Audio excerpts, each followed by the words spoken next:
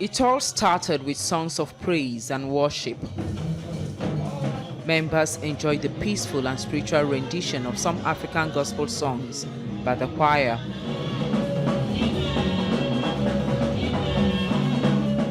As the atmosphere appeared charged, not even those gathered in church were ready for what was about to happen. We began to notice what appeared very much like an uneasy calm via the obvious body language of some of the members.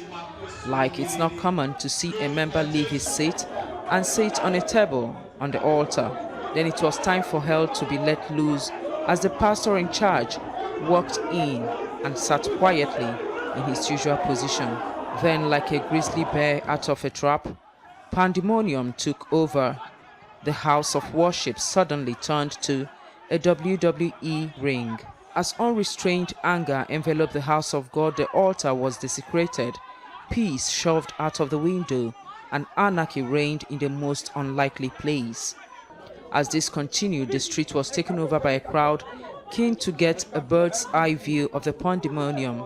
Inside the church, having succeeded in driving away the pastor, some of the members spoke on what could have caused the show of shame. He has been giving the church a problem. He has been causing chaos in the church. He has been fighting members and been insulting and raising bad covenant on members of the church.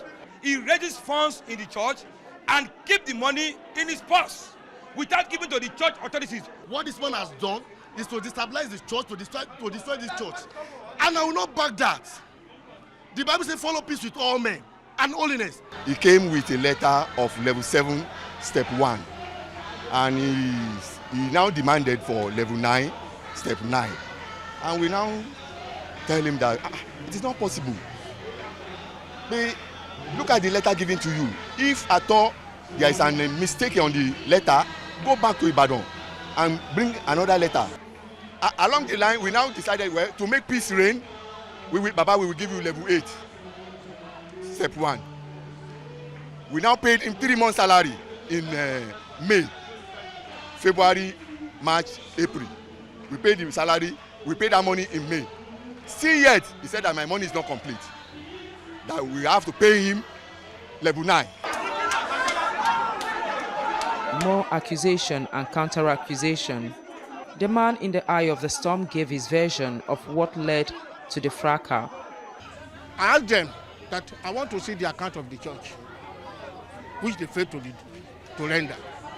Then, for the past 5 months now, I've been here.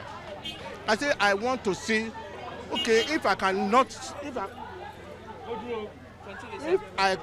have access to the former one, so from the time that I started work here, I want to see my own account. They refused to render it.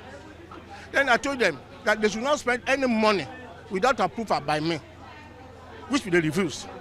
The pastor says he will eagerly wait for the verdict of the church authorities in Ibadan. Ivy Kanu, TVC News, Lagos.